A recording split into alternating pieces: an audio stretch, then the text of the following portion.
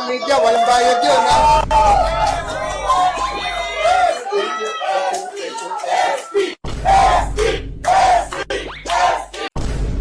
Naku po mga kababayan, finish na! Lahat bistado na? Naku po, SP Cayetano, panalo! Kahit pa anong sabihin nila? Naku po, at syempre, grupo ni Soto mga kababayan. Iyak na naman dito. Naku po, yan ang ating alamin ngayon. At syempre po mga kababayan ay dito muna tayo bago nagsimula yung Blue Ribbon hearing kanina, no? Na tila ba'y, naku po, hugas kamay na naman itong si John Vic mga kababayan. Di raw niya hinarang yung grupo nila Senator Robin kanina mga kababayan, kasama yung mga 18 Marines. Oh, eto, panoorin natin mga kababayan ha, kung di ba niya hinarang talaga.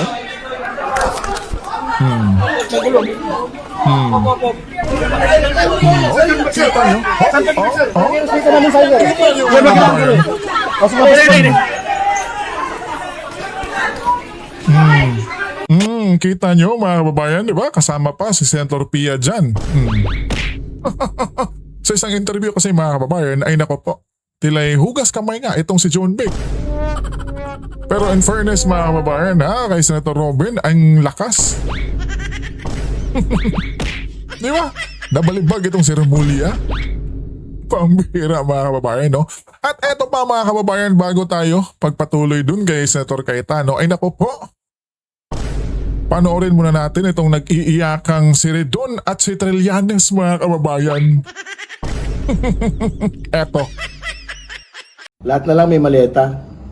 Lahat na lang bayaran. So, di kayo na. Di ba? Yun yung una. Pangalawa, lahat na lang po ng sinasabi ng 18 Marines parang puro kasinungalingan na lang. At linilinaw ko na kasinungalingan po yung sinasabi po ni Jolene.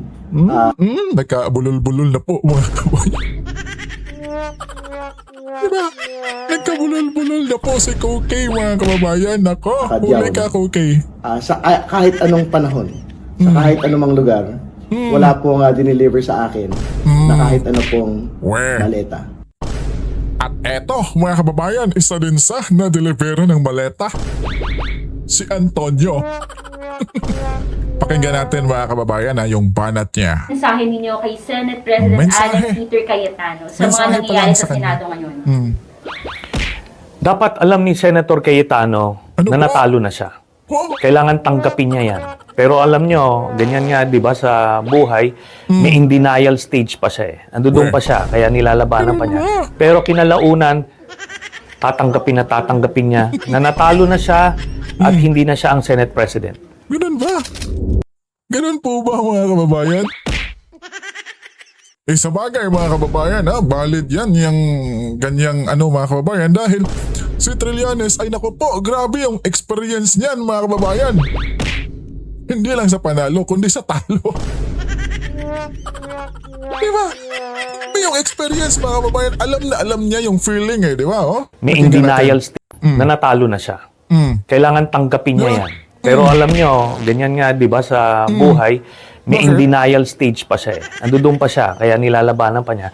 Pero kinalaunan, tatanggapin niya na natalo na siya at hindi na. Di ba? Grabe yung hugot mga kababayan. Putot mo, Trillanes, anong natalo? Panalong-panalo pa rin mga kababayan, di ba? Pambihira. Eto, panoorin natin si SP Cayetano mga kababayan. At syempre, yung matatapang nating 18 Marines na naku po. Nilabas na yung katotohanan. Ngayong araw na to, hindi nila napigilan mga kababayan, di ba?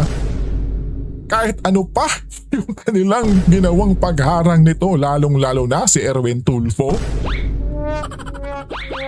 Di ba? Eto na kabayan. Pakinggan muna pala natin itong si Jesus Busido mga kababayan, no? Diba tila'y anya na Damaleta Republic pala. Kaya pala Eto. Kaya naman pala, ang daming dumidepensa. Ang daming naninira sa mga Duterte. Nakatanggap pala kayong lahat ng maleta galing sa flood control, mga animal kayo. Hirap buhay to. Pati si Castro tumanggap. Si Ridon. Agoy, ano na? Philippines, the Maleta Republic na tayo. Correct. Kaya pala ayaw nyo magsikibo. Ayaw nyong kumontra. Siyempre, dahil nakamaleta eh. Di ba? At pansin nyo ba mga kababayan, yung nasa listahan na nakatanggap ng maleta? Ay! Sila pa! Yung grabe, no? Yung grabe kung makapagsalita mga kababayan. Di ba? At yung isang pare mga kababayan, si Father Flavi, di ba? Banal-banalan. Tapos nakatanggap din pala ng maleta mga kababayan. Ang bihira kaya pala, no? Di ba? Mga kababayan, talagang, yun, no? Kitang-kita na. Di ba? Ang bihira kaya dapat lang itong mga to, mga kababayan, ay makasuhan na to, no? Di ba? Pinapabayaan nyo lang yung administrasyon na magnakaw. Correct. Nawiwisikan pala kayo mga... kayo. Manood kayo mga kababayan sa flood control hearing ngayon sa Senado. Correct. Hindi lang kayo matututo. Hindi Correct. lang kayo makakaalam kung ano yung mga nangyari. Matatawa pa kayo dahil pati si Father Flavi Ano, kabayan? Villanueva Yan ang sinasabi ko. nakatanggap ng pera galing sa flood control. Father, ang kapal ng mukha mo. Ang bihira ka. Buhay to. Pera-pera na lang ba talaga?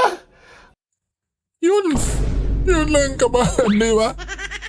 Di ba? Dinadaan na lang natin to sa tawa mga kababayan, yung mga trilyon lang ninanakaw sa ating bansang Pilipinas. Di ba? Ang bihira, kaya pala no, ginawa nila lahat mga kababayan kahapon, di ba? Para mapigilan itong paglantad ng 18 Brave Marines mga kababayan. Di ba? Buti pa nga hindi pa isinama si Saldico, hindi pa inilabas mga kababayan. Di ba? Pero, naku po, sa susunod, tila may mas may pasabog pa talaga itong mangyayari mga kababayan. Pero naku po no, yung nakakalungkot kasi mga kababayan, yung new Blue Ribbon share si Tulpo. Legit ba yun? Di ba? Pero alam ko na hindi papayag itong si SP Cayetano na legit pa rin mga kababayan. Panalo pa rin bilang Senate leader dyan sa Senado. Di ba? Kaya eto, pakinggan natin mga kababayan, si Senator Peter Alan Cayetano. Personal na witness ng mga sundalong ito, isang Okay. miyembro ng ating Senado Ha? ay engaged sa human trafficking, namimili siya ng babae. What? Nako, mismong senador? Namimili ng babae mga kababayan? Nako po, mukhang alam na natin yan kung sino ha? Nako, ikaw kabayan. May nakikilala ka bang senador? Na namimili ng Viva Este. At ipinapasok pa ng mga sundalo sa kwarto na nandun, yung kasamahan po ninyo. Attorney, sorry bihira, ha. ang bihira. Ang problema kasi karamihan ng Senado Okay, SP. lalaki. Correct, So pag hindi mo sinabi yung pangalan, baka hindi kami makauwi ng buhay sa mga asawa namin. So banggitin mo na kung sino. Basta Masasabi ko po na wala Tama mga kababayan, no? Pambihira. Tama yung sinabi ni SP. Attorney Baligod, sabihin mo na. dito. Okay. No? And in due time po ay... Okay, in due time, basta may personal okay. knowledge ha. Basta Okay, hindi in due time marites. mga kababayan. Go ahead. Pero as much as possible, Mr. Chairman, yun ang request ko. Correct mga kababayan, no? Dapat hindi marites to. Pero, nako po, meron na kasing isang senador dyan na, di ba, na chismis noon mga kababayan. Na grabe kung mag-tiff. Di ba? ng isang... Alam nyo na. Pambihira, kabayan. Naku.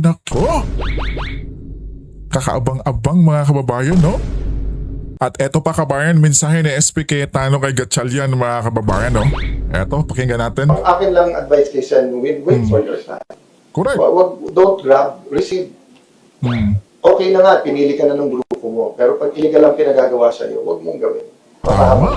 You know, it's just like Tama, a corporate kabayan. takeover sa kumpanya niyo. Diba? So, most of you here are in corporations.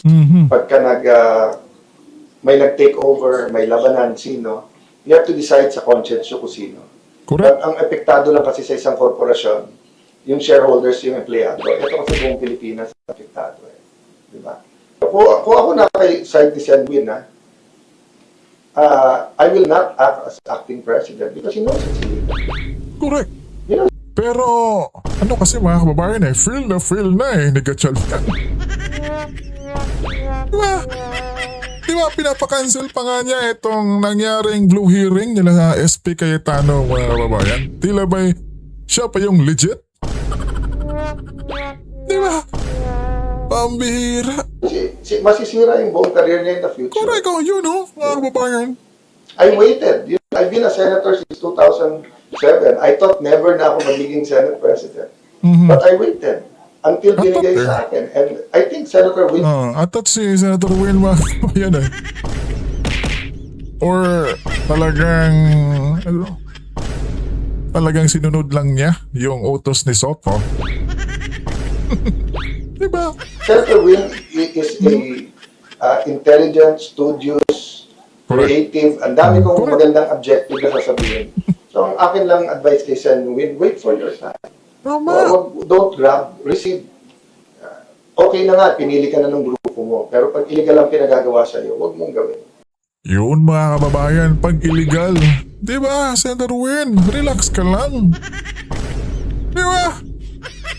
Alam namin, napapalitan nyo kami sa committee, pero hindi nyo mapapalitan ng president kung hindi 13. Correct. So, eto lang pakiusap ko sa Malacanang. Kumuha kayo ng isa pang senador para sa special session, bumaba na ako bilang Senate President para wala na tayong problema pare-pareho. Pero, Tama. para masunod yung konstitusyon. Tama. Kung kabayan. pwede lang, Senator Amy, na bumaba ako today, Chairman, Senator Robin, gusto ko nang bumaba today as Senate President. Ang problema, I have a duty to the Filipino people and to the Philippine Constitution. Correct. Ang nakalagay, until your successor is elected.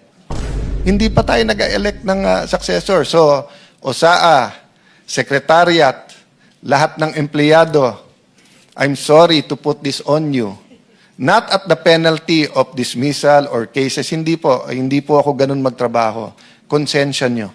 Alam nyo ang batas. Sino ang susundin nyo? Yung peke na acting Senate President o yung sinasabi ng ating konstitusyon na Senate President. So Malacanang, yun lang advice ko sa inyo. Hintayin nyo na maka-13, tawagin nyo yung special session. Pwede siguro tayo magpahiram ng isa para maka-13 na sila. Kawawa naman mga kababayan, yung majority nila... Hindi. Peke pala yung majority na yon nila Soto. Di ba mga kababayan? Pambihira. At eto pa mga kababayan, pakinggan pa natin ulit si Senator Cayetano, SP, at yung 18 Brave Marines mga kababayan. Eto na. But just to express yung frustration na nadama ko kay Chairman Senator Marcoleta, tingnan nyo yung nangyari kahapon, ha? Katanging-tanging Philippine Star lang ang nasa front page din, Cayetano, I'm still Senate President. Okay? Sa Philippine Star, to be fair, ha? Siyempre, mas malaki yung sa kanila. Okay lang yun kasi araw nila kahapon. Pero kasabay pa rin, Cayetano is still the Senate President. Okay. Tandaan nyo yung context na sinasabi ni Senator Marcoleta. Hindi naman martial law ngayon. Malayang pamamahayag. So, importante, tama impormasyon natin sa ating kababayan. Titignan mo ang bulletin today, yung isang side lang, kung meron man nasa loob, sa front page wala. Wala at all. Okay. Siyempre, yung isa sa pinakakilala at alam natin pinaka-credible, Inquirer, sila nandun, ang Alan Cayetano sa taas, ICC told of Alan Robin tied to Bato. Nagkaroon pa sila ng space para this Cayetano has palace backing, a new PTV boss. He's talking about yung bunso kong kapatid. No? Pero wala dyan po sa harap na Cayetano is still Senate President. Ganito din po sa Manila Times. Senator has power from Cayetano, Bonoan, Group Sus Cayetano. So, news din naman po yan dahil I'm Senate President. Pero wala po dyan na Cayetano is still Senate President. Tribune, ganun din po.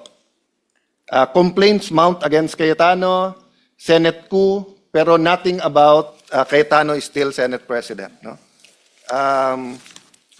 Manila Standard,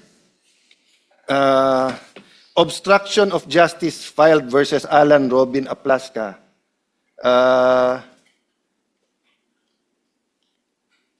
Senate impasse, Blue Ribbon scheduled to June 8. Wala sa front page na tuloy yung Blue Ribbon ngayon. Wala yung Alan Cayetano is still Malaya Business Insights, Alan Robin face obstruction raps over Bato's escape, etc. No? So what's my point here? If you were a Filipino abroad or sa mga online ka tumitingin, akala nyo legal at walang issue yung nangyari kahapon. Yun yung ibig sabihin. But again, sa mga reporters natin sa Senate, alam ko yung buhay ng reporter, they have to submit 6 to maybe 8 stories a day. Yung editor at yung naglalatag. Di ba? So yun lang ang tanong ko sa mga naglalatag ng dyaryo na to. Bakit sa dami nating dyaryo, Philippine Star lang ang nag-report na meron dispute? Meron nagsasabing si Cayetano pa rin ang Senate President at may nagsasabing may acting Senate President. No? On that point, I'd like to thank Senator Robin Padilla because if not for him having the correct strategy of pulling Senator Pia aside or pushing Secretary Remulla pagpasok, hindi kayo nakapasok ngayon dito. No? And I'd like to thank every single member ng staff ng Senado who are here today. Katulad ng ating lounge, hinanda pa nila yung pagkain, yung nag-ayos ng mga mesa. But hingi lang ako, Chairman, na magdasal at mag-reflect ang mga taga-Senado. If this was the declaration of martial law, 50 years ago, etc., no? There were many issues then. It was a different time. Pero you reflect later on, tama o hindi na padlock. I'll not judge that, no? I'll not judge that kasi we're here today. But here today, who is the legitimate Senate President? Because hindi to away ng dalawang barkada. Ang lahat ng empleyado natin dito will have to decide on Monday. Do we follow the Philippine Constitution or the Constitution of the 11+1? Do we follow the Senate rules or do we follow the rules of the 11+1? Sabi sa akin ng isa kong kaibigan kaninang umaga, Chairman, sometimes you have to bend the Constitution to please Malacanang. I don't believe in that. Di ba? You can please Malacanang 1,000 ways, but don't bend the Philippine Constitution and our rules. And then of course, as I said, iba-iba kami ng religion dito. Lahat tayo may pinaniniwalaan word of God. Babalik tayo sa truth, no? So Mr. Chairman, I hope hindi tayo pigilan next week. And I have to apologize to you because kung walang issue dito, you would have been offered protection at least kung saan kayo pupunta dito. Diba? Having said that, Mr. President, ang news ngayon, Mr. Chairman, is that the President will call a special session. That's good. Because we announced it, alam na namin na minority na kami in terms of the number. Kasi nga, kinulong na nila si Senator Jinggoy, hindi pinayagan ang online voting sa senador, pero pinauwi lahat ng empleyado ngayon, mag-work from home na lang daw sila. So alam namin, napapalitan nyo kami sa committee, pero hindi nyo mapapalitan ng President kung hindi 13. So eto lang pakiusap ko sa Malacanang. Kumuha kayo ng isa pang senador para sa special session, bumaba na ako bilang Senate President para wala na tayong problema pare-pareho, pero para masunod yung konstitusyon. Kung pwede lang, Senator Amy, na bumaba ako today, Chairman, Senator Robin, gusto ko nang bumaba today as Senate President. Ang problema, I have a duty to the Filipino people and to the Philippine Constitution. Ang nakalagay, until your successor is elected. Hindi pa tayo nag-elect ng successor. So, OSAA, Secretariat, lahat ng empleyado, I'm sorry to put this on you. Not at the penalty of dismissal or cases. Hindi po ako ganun magtrabaho. Konsensya nyo. Alam nyo ang batas. Sino ang susundin nyo? Yung peke na acting Senate President o yung sinasabi ng ating konstitusyon na Senate President? So Malacanang, yun lang advice ko sa inyo. Hintayin nyo na maka-13, tawagin nyo yung special session. Pwede siguro tayo magpahiram ng isa para maka-13 na sila. No, kasi I hate the fact that we're in a situation that we cannot follow the law. So Attorney Baligod, 18 nating magigiting na sundalo. Salamat sa panahon ito, no? Yeah. So we'll sabi at the request of Senator Aimee, can you show the pictures just so that you can identify it para on the record ito, no? Para pag gumawa ng report ng Blue Ribbon Committee. But from our hearts, ang dami nagte-text sa amin. Hindi kami humuhusga, ang publiko ang humuhusga, pero nagpapasalamat na dumating kayo ngayong araw na to. Ikaw na magtanong. Yes, sino ang nariyan sa picture? O sinong kumuha ng picture? Kaninong picture po yan? May nakakaalala ba dyan? May kasama yan on the same page? Paki-flash na rin. Baka sakali mas kabisado nila yung isa. Yes? Your Honor, yung picture po na yan ay ibinigay ng isang empleyado rin ni Ginoong Saldico na wala dito sa 18. Kasi- So, ibig mo sabihin, yung binanggit mo 19 na meron pa talagang ibang magsasalita, eto yung mga ambag nila. Opo, pero sila, alam din po nila ito dahil Okay. lumabas ito sa chat group nila. Alright. Pero yung actual po na kumuha ng picture, wala po sa 18. Eto, RPC 811, kinunan rin ninyo to? O naibigay lang?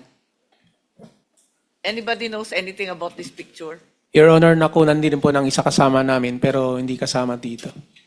Okay. Pero na-post sa chat group niya. Yes, Your Honor. Ano ulit yung purpose sa pag-post sa chat group niyo? Para alam na dumating doon? Yes po. Sa chat group, kanino kayo nagre-report? Sa officer in charge namin na close in ni Kong Saldi na PNP na active pa. Active na PNP? Yes, ma'am. Okay. May mga picture pa. Ito naman sa loob ng bahay. Kaninong bahay to? Asan na? Yung sumunod na pictures, nasa loob ng bahay. Ayan. Yung sumunod. Napakaraing maleta. Kaninong bahay yan? Kung maalala ninyo? O kung sinong nag-deliver dyan? Po. Your Honor, good afternoon po. Ako po si George Villalon. Video po yun, ma'am, sa bahay po ni Martin Romualdez po sa 42 po, McKinley. Ito yung bahay sa McKinley, di ba?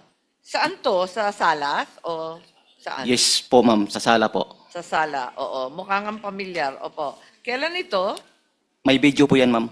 May video siyang kasama. Yes po. Kasama ko po si John Paul. Si John Paul, Estrada po. yung tao ni Kong Saldi. Po. Yes po. Oo. So, ilan ang maleta? Ito ba yung napakaraming maletang hinatid ninyo? Pinakamababang malita pa po yan, ma'am. Ito ang pinakakonti. Yes po. Ilan ito? Napakarami Nasa sa picture 20 po. Nasa 20 po. 20? Yes po. Okay. Kailan? Maalala mo? November 21, 2023 po. 2023? Yes po. Okay. So, smallest delivery yan, kung tutuusin. Yes po, ma'am. Okay. May mga picture pa. Ito hindi naman yata sa bahay, mukhang airport. Saan to? Yung sumunod. Ayun. Ayun, sa kaliwa. Saan yan? Sa ano po yan, ma'am? Sa basement 3, Horizon Homes. Basement 3 ng? Horizon Home, ma'am. Okay. Bali, packet dun sa elevator, ma'am. Papunta sa 56, sa condo unit ni Bosaldi. Marami po yan, ma'am. Oo, Bali, mga napakarami. Isang helera, pare-parehong mga maleta. mga 56 ka malita yung naakyat namin doon, ma'am. 56 maleta. Yung picture dito sa ibaba, ganon din? Yan po yung ano, ma'am. Yung may dilaw. Oo, yung may red, Yan po yung may yellow. box, ma'am. Yan po yung time na kasama ko si Top Orly Gutesa na nag-deliver kami sa 42. 52 po yan. Kasama na po yung box. Yung, ano ma'am, yung nakaharap, walang putol yung pag-picture. Ako yun po, ma'am. Ikaw yon. Yes po. Okay. Sige. So, itong helicopter, mukhang apat ba yung maleta? Itong may helicopter, the same helicopter kanina, di ba? Magkapareho lang itong helicopter. RPC 811. Kasamahan rin ninyo nagpadala nito, hindi ninyo alam? Yes, Your Honor. Okay. So, andito na si Senator Marcoleta. May mga listahan kayo rito? May mga picture pa rin dito sa sinumpaang salaysay ninyo. Ito naman, nasa loob yata ng sasakyan. Tama ba? Saan to? Nasa loob ito ng sasakyan, saka... Yan ma'am sa, ano, sa bahay ni former speaker po. Okay. Pati yung ibaba. Yes po, yes po. Aling bahay? Yan ma'am sa, ano, sa Horizon Homes. Sa? Horizon Homes. Akala ko yung kay Saldi, yung kay Horizon. Sorry. Ito, saan to? Horizon Homes yan, ma'am. Sa Pero unit ni Boss Hindi bahay Aldi. ni former speaker yan, di ba? Yung nasa taas po, ma'am. Ayan po. Number 42, McKinley. Asa 42. Okay. And then, yung sa Horizon, ito yung ibaba. Yes po. Yan po yung unit ni Boss Aldi. Ito yung, meron kayong mga dates dito na puros 2022. Tapos, ayan na, yung mga sumunod. O kayong lahat. Kayong tatlo. Suotin mo na. Ako po yung isa ma'am, yung naka-stripe na police shirt. Naka-stripe ikaw yun, oo. Sa kaliwa. Ako Sino naman, yung dalawang kasama mo? Ako po, ma'am, si Cecilio Larder Jr. Ako yung sa gitna po, Ikaw yung nasa gitna. Ito sa Yeah, po. kanan. Yan po si Mark Tiksay po. Si Tiksay. Ayan na si Mark Tiksay pala. Asan kayo? Yung sa gitna, ma'am. Hindi, alam ko. Kamukha mo nga. Kaya lang, di pa Sa puti yung buhok mo Quezon nun. City area yan po, ma'am. Sorry? Saan lugar to? Quezon City po. Sa QC. Ano yun? Saan lugar? Bali, ano yan ma'am, sa media po yan, pero hindi ko mabanggit, hindi tinakpan ni attorney ma'am. Si attorney na po magpaliwanag po. Kasi kami Media? kami po naghatid yan po. May natid po kami. Tapos yung sa ilalim, yung helicopter. Ayan sa kasama po namin yung nag-picture po ma'am.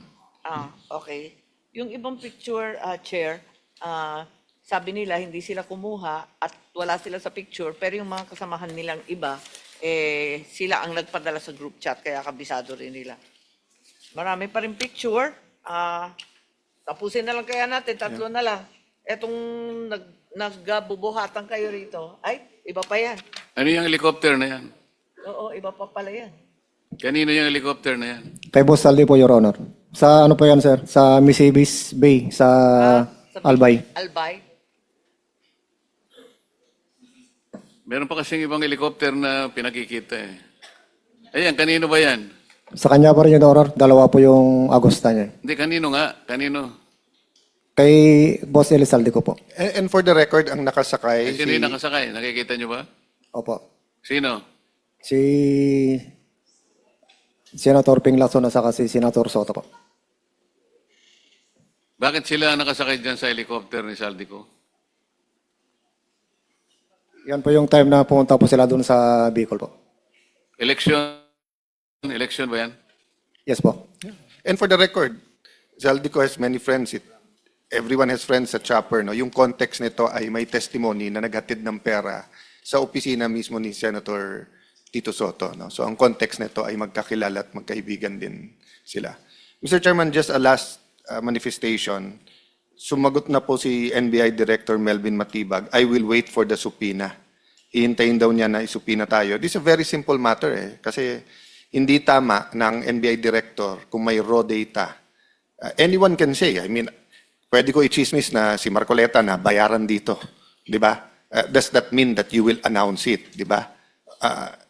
Senator Marcoleta can say, si Cayetano, ganito, ganyan-ganyan. No? But to come from the NBI director while we are hearing is alarming. That's why I invited him here. You don't need a subpoena to come here and just tell us plainly, di ba? Na eto, that's why I believed it dahil nasabi ko. Unless nga marites lang yung pakay. So I'll put that on the record, Mr. Chairman, because this is a serious matter.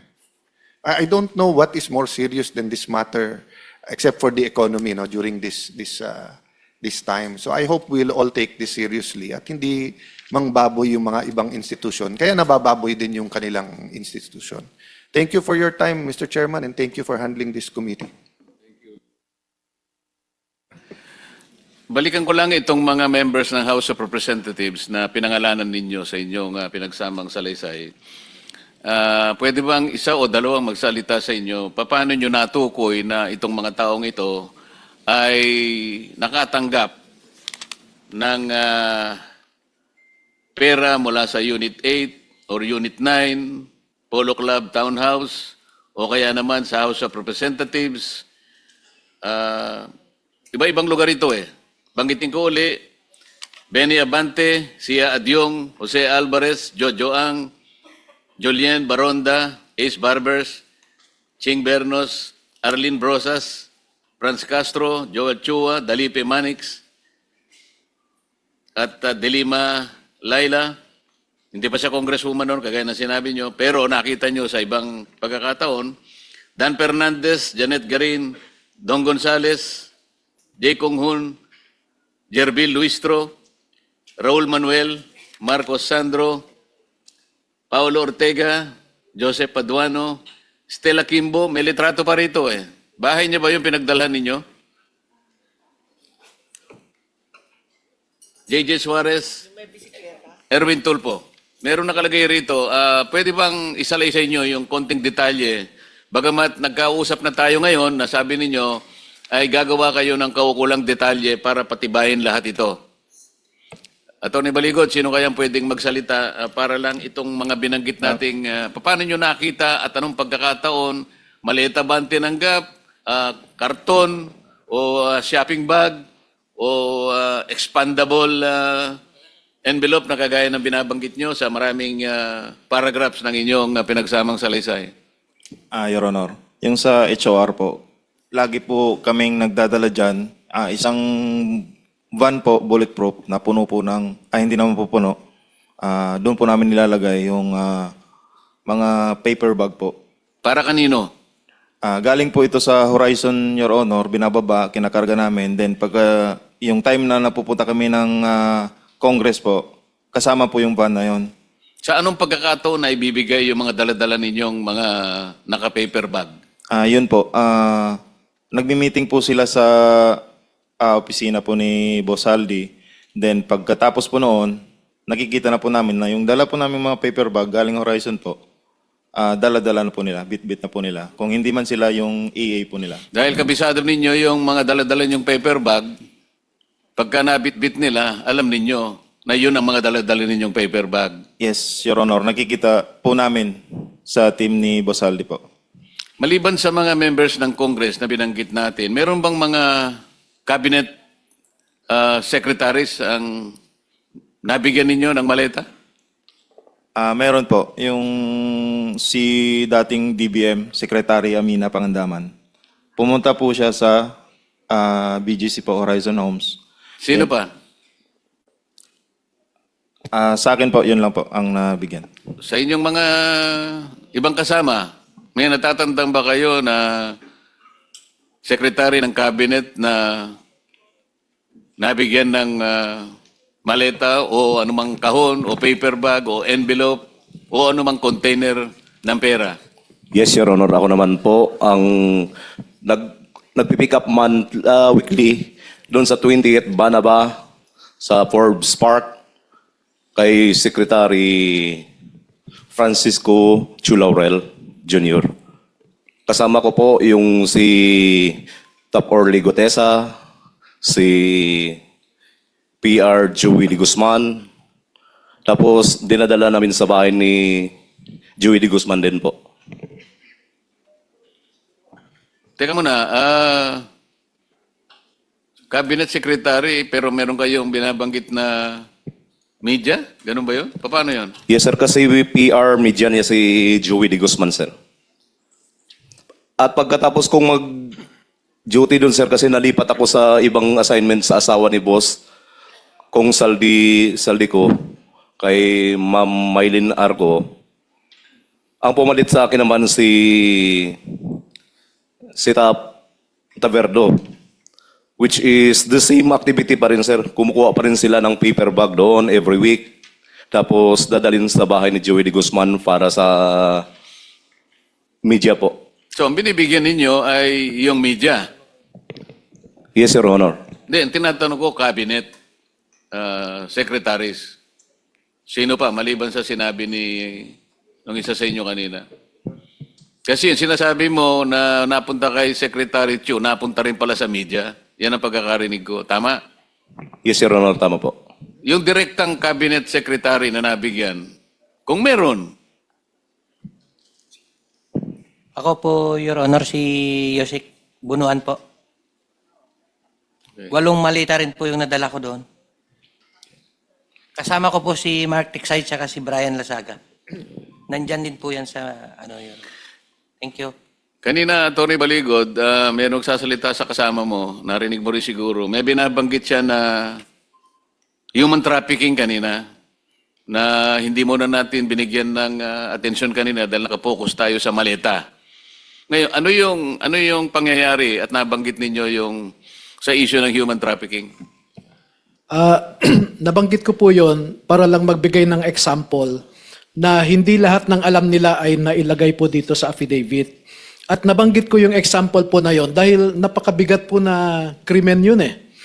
Yung human trafficking, I think, under the new law 11362, punishable by 15 to 20 years, plus perpetual disqualification to hold public office. And isang mataas na opisyal ang gumagawa noon. Ang sabi pa nga ho nila ay minsan nagpapakuha ng 5 babae, pagpipilian niya, yung hindi niya nagustuhan, bibigyan niya ng tip, then maiwan yung napili niya. No? And it did not happen once, it did not happen twice. Marami po. Sa Maidas, minsan sa Shangri-La. Sinabi lang sa iyo yan.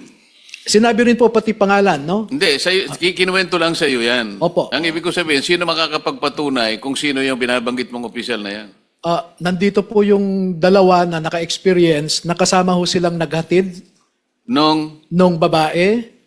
At Teka, ilang pagkakataon? 2? 2 beses po na So, mamimili siya mula sa 5, ganon? Minsan 3, minsan 2 ang dadalhin po. Namimili muna siya. Namimili, and then yung napili niya, may iwan doon. At alam po nila kung sino yung mambabatas na yon dahil hinahatid po nila sa kwarto yung babae.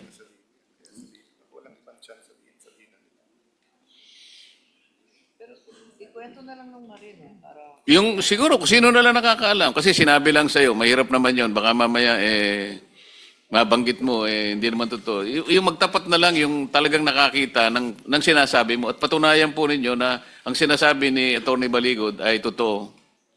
Your Honor, ako po yung naka-experience doon sa Maidas. Pwedeng paki-detalye po ninyo? Your Honor, unang dumating po yung VIP. Sino po yung VIP? Si Senator Erwin Tulfo, Your Honor. Tapos po, maya-maya dumating din po yung 2 babae.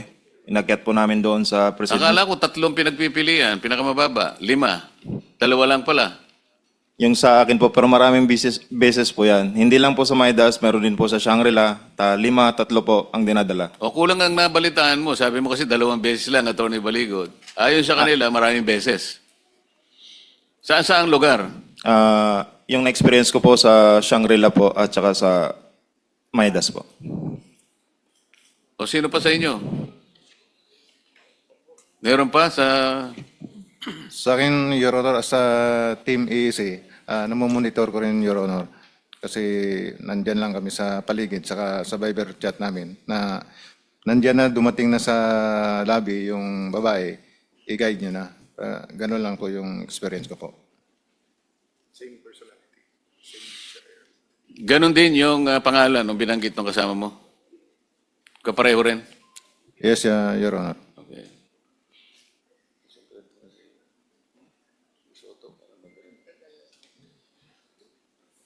Mr. Chairman, the issue kasi here is bakit ayaw ituloy ito. And if ginamit ni Senator Soto at Senator Lacson for false accusation or selective justice, because lumalabas dito magkakampi yung DOJ ombudsman at witnesses. At sila nakakapili kung sino ang state witness at hindi. No?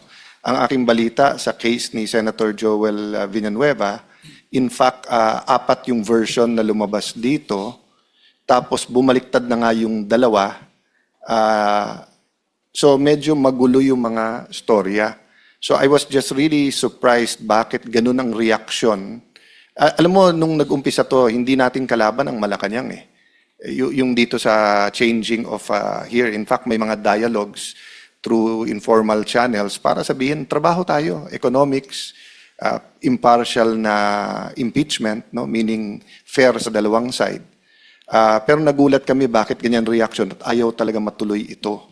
So yung pala, may mga personality na nababanggit from the 11 senators and then yung nabanggit ko kanina na may tinatakot na ilan miyembro na babanggitin o hindi. No? So I really hope that you will have your day in court, so to speak, meaning a real interview by the DOJ, by the Office of the Ombudsman. I think, Attorney, the individual affidavits will be important. And I really hope you keep your group together. And siguro mananawagan lang ako sa mga kababayan natin kung kayo'y naniniwala sa grupo, yun nga, they're existing now by ambag-ambag. I don't know how, but siguro through Attorney Baligod, because their daily lives ng kanilang pamilya continues eh. And we don't know if this scandal will be 1 week, 1 month, 1 year, because tip of the... So lumalabas sa inyo, no? 2022 pa lang? When was the first delivery? Sir, paki-mic lang para. September 2022. 2022. And they took office June 30. So, hindi pa siguro namang ghost project yan. So, regardless saan galing ang pera, it only took July, August, September. It only... late July kasi hindi siya naging APRO until SONA eh, after SONA. So August, September, so parang 2 buwan pa lang may delivery na. So we're talking about corruption scandals that were already in existence 2022, 23, 24 bago to sumabog lahat ng 2025, no? So Mr. Chairman, I hope nga that people will continue to help us point us at the right direction, yung mga tamang witness. And kabaliktaran, kung may nanonood ngayon na tingin nyo ng bobola, nabayaran, nagsisinungaling ang mga kaharap namin ngayon, give us the information so that we will test their credibility. Thank you, Mr. Chairman. From my side, I think we should give them rest. I hope they'll be safe. But I think it's very important we schedule a hearing next. Tingin ko makikipag-unahan yung 11 eh. Kung ano mauna yung special session or yung pangalawa nating hearing. No? But I'm serious, Mr. Chairman. I'm willing to give up the Senate presidency for just so that masunod yung Constitution. But I'm not willing to give up the truth. Kailangan matuloy itong hearings na to. Thank you, Mr. Chairman. Thank you, Mr. SP. I share your optimism as well as your frustration. Like you, I do not wish to hold the chairmanship of the Blue Ribbon Committee. Hindi ko ginusto ito. Naibigay lang sa akin noong unang pagkakataon. Kinaya ko, gusto kong gawin din, alang-alang sa bansa. Ngunit tinanggal sa akin. Ngayon ay pinipilit naming buhayin uli para sa ganon ay malaman na ng bayan ang katotohanan. Ngunit dumadaan tayo sa napakaraming pagsubok. Ito nga yung aming pinakikiusap. Sino man ang gustong humawak ng responsibilidad na ito, okay lang po sa amin. Basta't sana magkaroon lamang sila ng kaseryosohan sa pananagutan na gawin natin ito alang-alang sa ating bansa. Hindi alang-alang sa pansariling interes sapagkat Mga pangalan pala nila ang nababanggit dito sa maraming pahina ng inyong pinagsamang salaysay. Kaya pala ang ginagawa nila ay imbes na ituloy, ay ayaw nilang ituloy. Kaya hindi po natin alam kung ito na yung huli nating pagdinig o maaari pa tayong magkaroon ng pagdinig. Depende po kung may pagtatagumpay nila ang kanilang layunin na talagang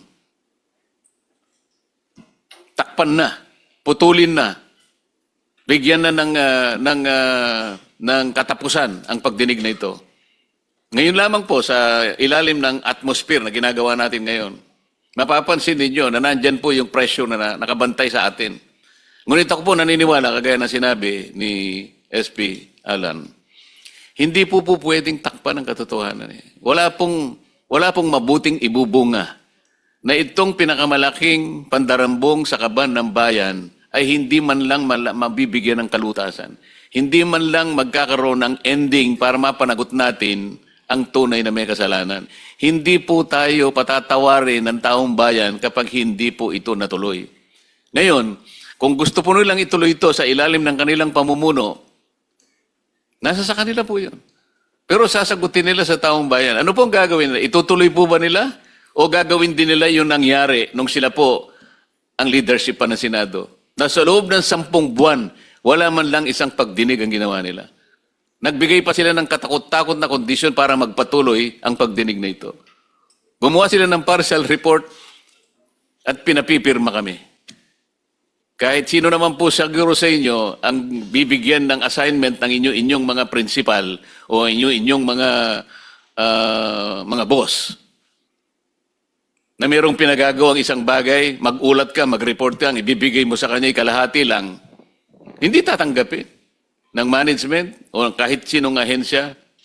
Kailangan kasi kompleto bago mo pirmahan. Ang ginagawa nila, pinapipirma sa amin kahit hindi kompleto. Lahat ng kondisyon, kagaya ninyo, ang kondisyon kailangan mapatibayan hanggat hindi niya napapatunayan sa sarili niyang panukat na kayo'y nagsasabi ng totoo, kailanman hindi kayo ipatatawag. Kung hindi pa nagkaroon ng pagkakataong kagaya nito na marinig kayo ng buong sambayanan, hindi sana kayo nagkaroon ng pagkakataon na gano'n. Ganun po kahirap. Ang dinadala naming responsibilidad, makita lang natin. Malaman lang natin ang kabuuan ng puzzle na ito na kung tawagin natin ay flood control scandal. Trilyong piso ang winaldas. Ninakaw sa pera ng bayan. Pera ng tao ang nagnakaw po sa tanghaling tapat. Hindi po nakamaskara. Nakakurbata po, nakabarong lahat. Pagkatapos, ayaw nilang ituloy ang pagdinig na ito. Masama po ba na magsama-sama kami? Bakit po sila nagalit sa amin nung sabihin naming ituloy natin ito? Ayaw po ba nilang yung tungkulin na yon ay pagsilbihan nilang taong bayan? Pera po nila ang nawaldas, pera ang nawala. Katungkulan po natin na hanapin yon, alang-alang sa sinumpaan naming tungkulin na ang ating mamamayan ang mauuna sa lahat ng bagay. Hindi kailanman ipagpapauna ang sarili ng interes. Nakita na po natin ngayon, kaya po pala ganun ang kanilang patakaran. Sangkot pala yung marami sa kanila. So kami po ngayon ay magpapasalamat sa inyo. Kung tayo po ipapalarin, magkikita-kitang muli sa susunod na pagdinig. Sana maipagpatuloy natin para mabuksan lahat ang dapat na buksan. Yung inyo pong mga individual affidavits, ipagkaloob po ninyo sa komite, yan po ay magiging parte ng pagdinig sa araw na ito. Sana'y kasihan po tayo ng Panginoon Diyos sapagkat ang ginagawa natin ay para sa bansa. At kami ay naniniwala na ang inyong pagsasakripisyo at pagsasakit ay hindi po mawawala ng katuturan. Pero kung gusto sabihin. Yan ang gusto sabihin. Suspend lang. Sir Chairman, may I suggest we simply suspend instead of adjourn so that the invitations are still valid live, and then also so that if we need to meet sooner, it will be easier to inform everyone if this finds favor with the chairman. Yes, Mr. President. As a matter of fact, Suspend the hearing, not suspend me, Mr. Session, like what the 11 wants to do.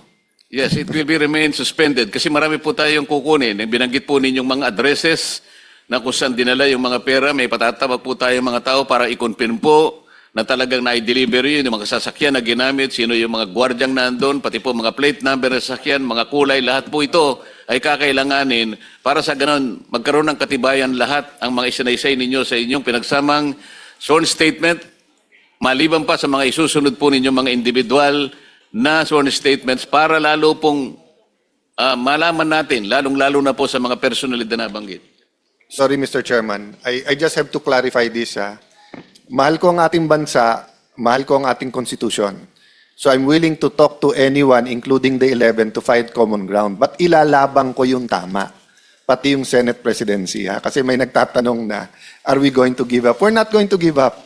I'm just saying that if we love the institution, we'll look at all possibilities, di ba? Pero hindi nila pwedeng baluktutin ang batas at pagkatapos sasabihin 11, 12 pwede na mag-elect ng Senate. Ang pino-point out ko lang, Mr. Chairman, hindi tayo kapit tuko, di ba? If we find the right person that can bring us to the truth, then so be it. Thank you, Mr. Chairman. Mr. President, so we suspend the session until, Mr. President, Until further notice. suspend Mr. Chairman. the hearing until further notice. Makakakuha po kayo ng notice mula sa komite kung kailan po natin itutuloy, anong araw at anong oras. Salamat po sa inyong panahon.